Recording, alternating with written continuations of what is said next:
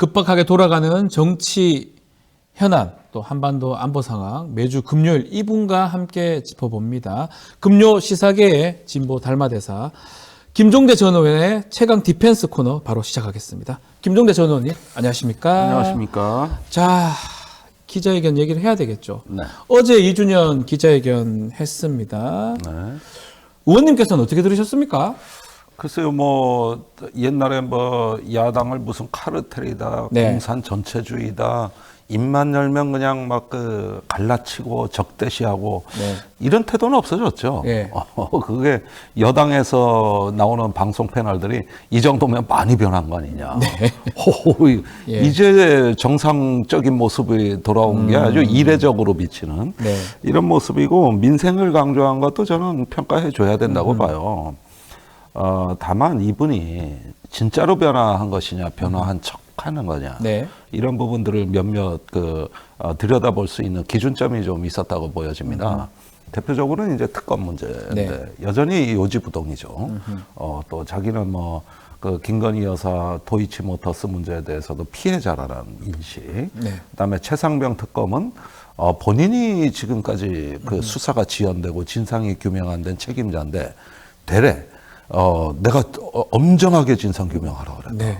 그리고 국방장관한테도 이렇게 무리한 작전을 왜 했냐. 네. 이랬다 좀 다른 보니까. 얘기를 했어요. 왜? 수사 외압 얘기 질문이었는데 다른 예. 얘기를 해버렸어요. 예. 그러니까 그건 지금까지 우리 국민들이 그렇게 9개월 동안 네. 해온 얘기 아닙니까? 예, 예. 그런데 안 돼서 문제인데 자기가 그걸 마치 엄정하게 이렇게 네. 했는데 그럼 누가 도대체가 이 모양 이 꼴로 만든 것이냐? 여전히 피해가는 모습에서 이제 진정성의 문제가 여전히 의심받을 만한 상황이고 네.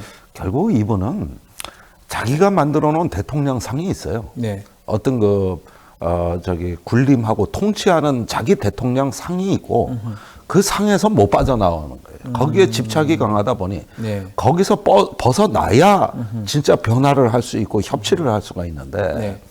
근데 거기에서 빠져나오질 못해요. 물속의 공기방울 같은 세계에서 여전히 갇혀 있구나. 네.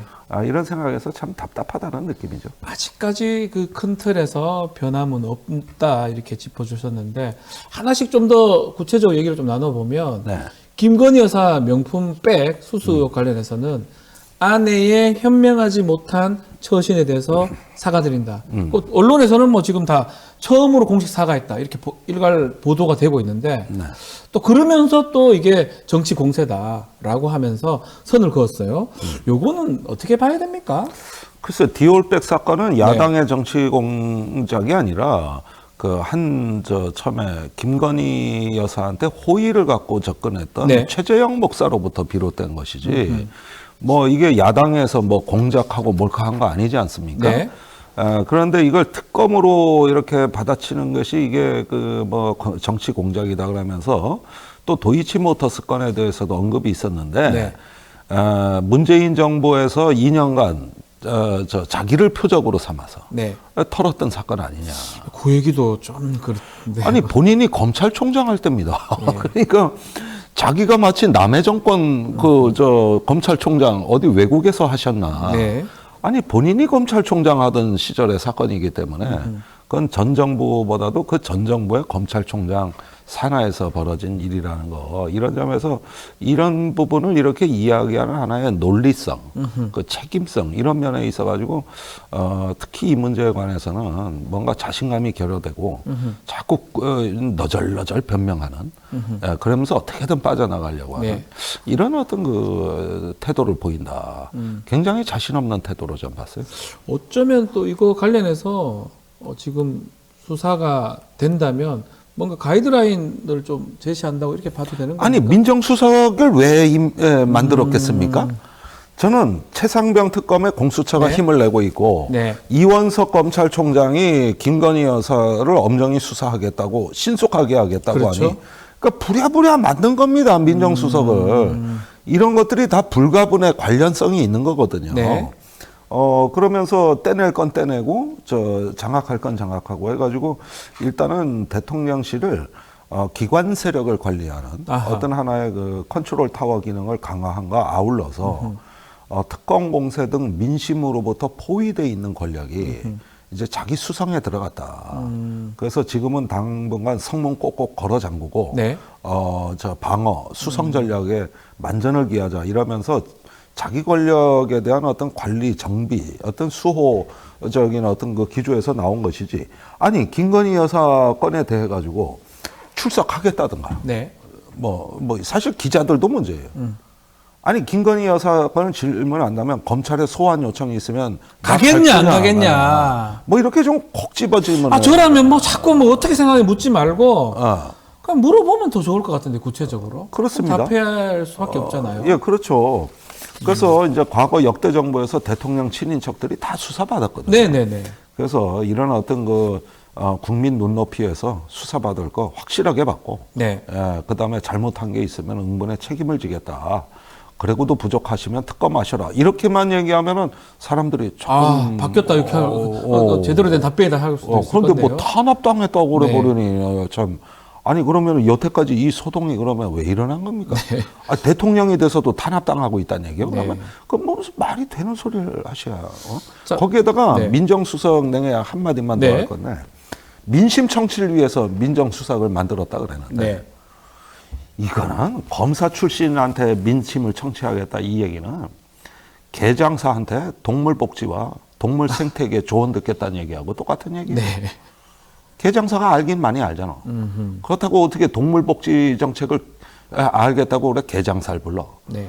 그게 개장사지 그 뭐 검찰 검사 출신이 무슨 민심입니까? 그건 피의자 심리지. 민정수석실 만들었다는 거는 우리 의원님 보시기에는 두 가지입니까? 사정기관들 관리 단속하고 본인의 어떤 그 방어 어떤 로펌 어떤 그런 역할하는 그거를 두 가지를 하기 위해서 지금 만든 것이다. 그래서 검사 출신 김주현 지금 전 법무부 차관이 지금 임명이 됐거든요. 예. 지명이 됐거든요. 그분이 이제 법무부 검찰국장이자 네. 검찰 인사 업무를 그렇죠. 하셨기 때문에 검찰국장이 예. 장악을 하기에는 최적임자라고 보여지는 것이죠. 그리고 민심 청취라는 황당한 명분을 내걸었습니다만 네. 그건 법기술자가 할 영역이 아니라 정무팀에서 해야 될 영역이고 네. 그다음에 공수처와 검찰이 힘을 내고 있다는 거 이런 사정과 무관치 않아 보이는 거거든요.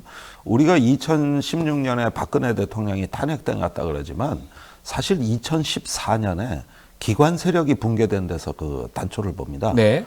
검찰은 최동욱 검찰총장 혼외자식 사건. 네. 그다음에 기무사는 정윤의 문건으로 인한 박지만 동기생 네. 조기 숙청. 예.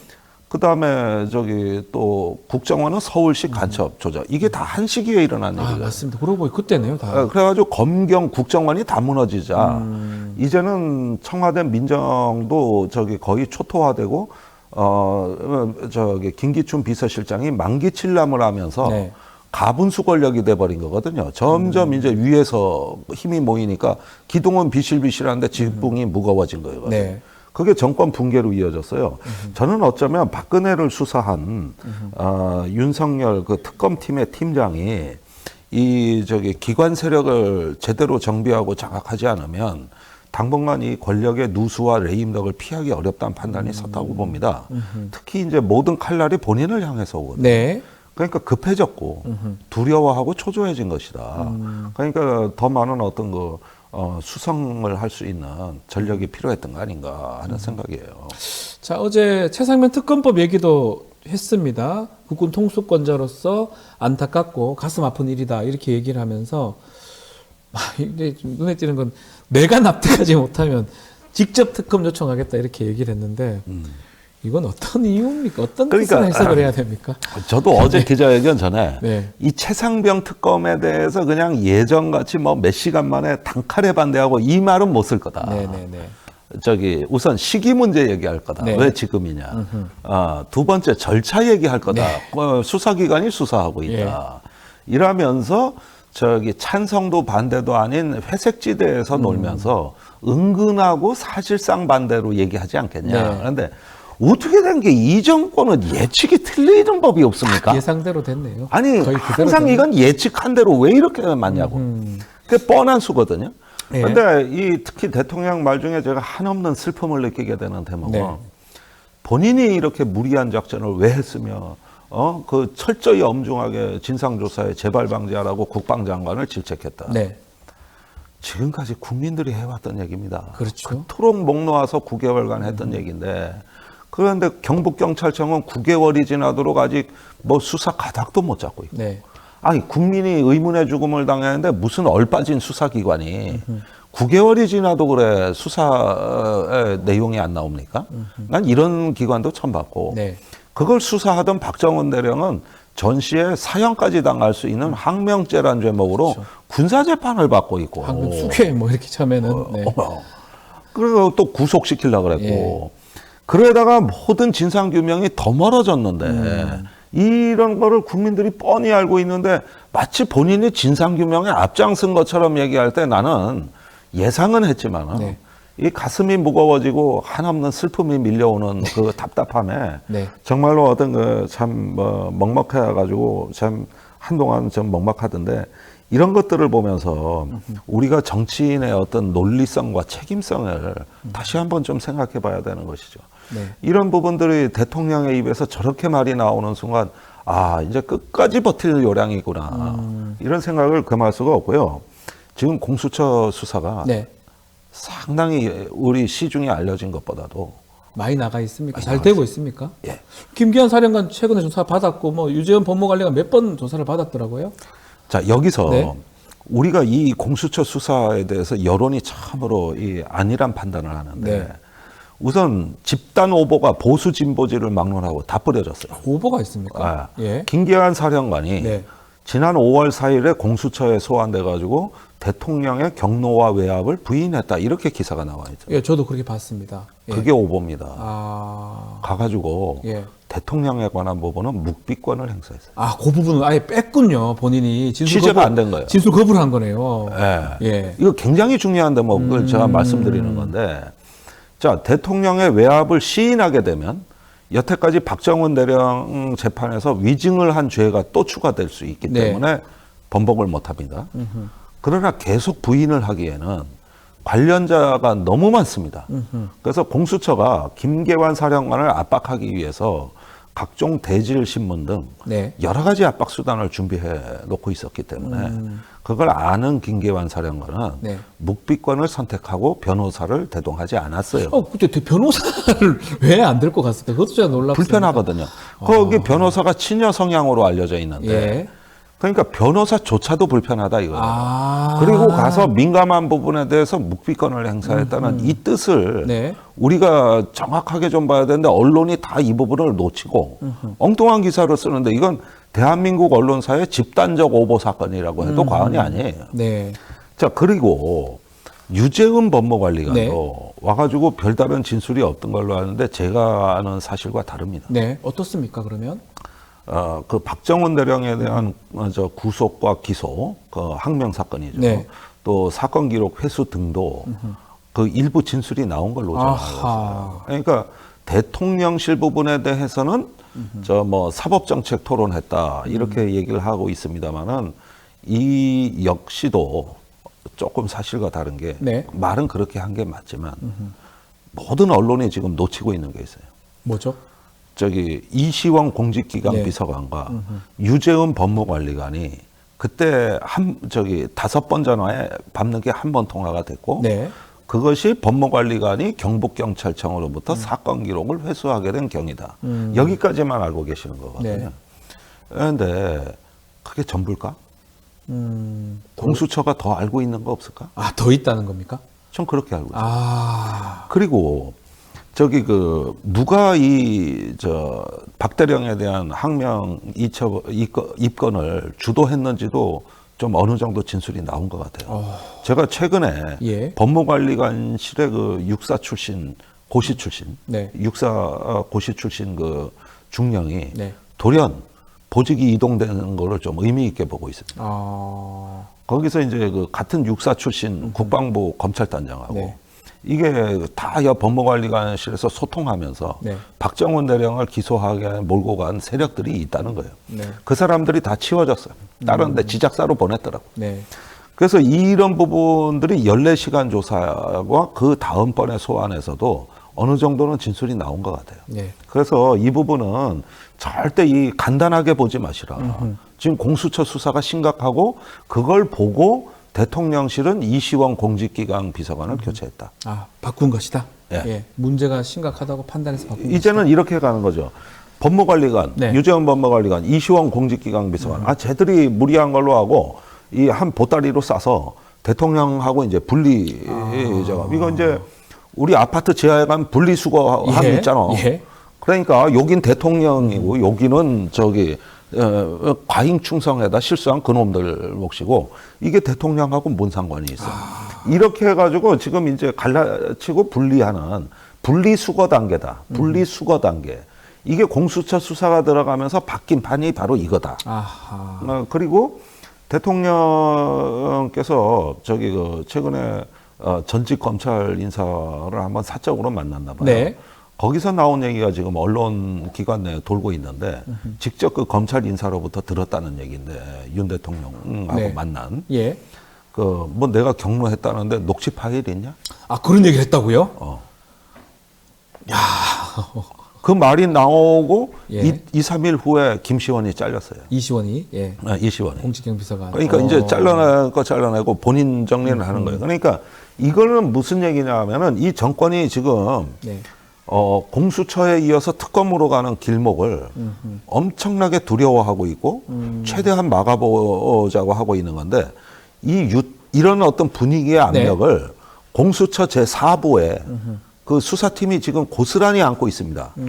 지금 거기서 그 뭐 권한대행이 일부장이 한다는 거예요. 네. 4부 중에. 예. 근데 최상병 수사는 4부에서 하거든요.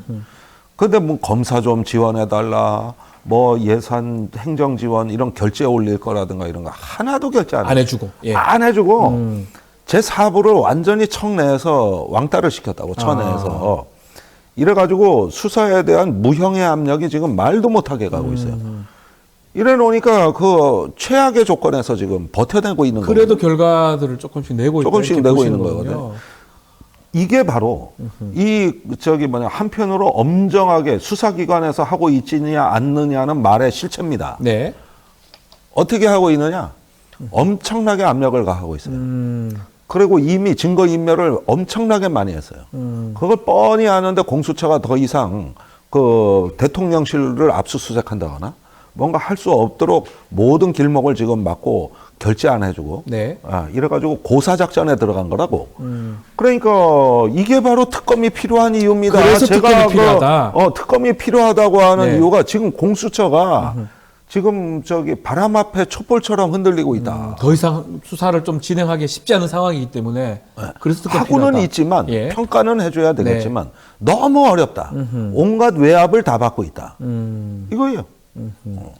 알겠습니다. 공수처 상황 또 아주 아마 최신 정보들을 많이 짚어주셔서 너무 감사드리고요. 저는 이것만 오로지 저는 이 사건에 아주 모든 걸 걸었으니까.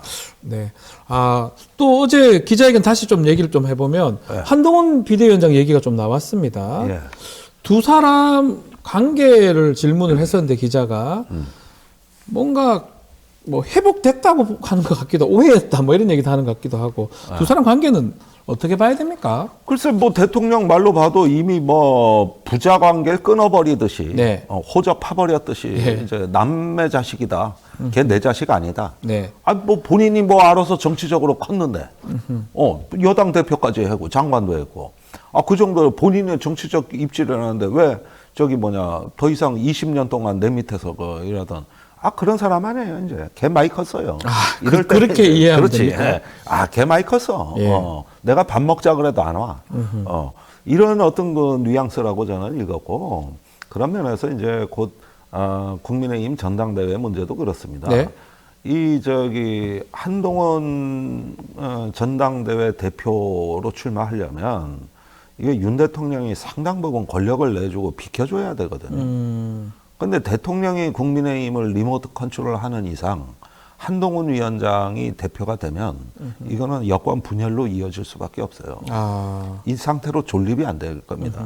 그게 될 수 있는 길은 이제 한동훈은 나의 어떤 정치적 적자이자 나의 한계를 청출어람 넘어설 수 있는 장강의 뒷물결이다. 네. 그런 면에서 이제는 내 시대가 아니라 한동훈의 시대다. 이 정도 선언은 나오고 옛날에 전두환이 노태우한테 넘겨주듯이. 네. 그리고 자기는 백담사로 가듯이. 아, 그런 정도의 어떤 게 있어야 한동훈 위원장은 자기 공간을 갖고 대표에 출마할 수 있는 거지.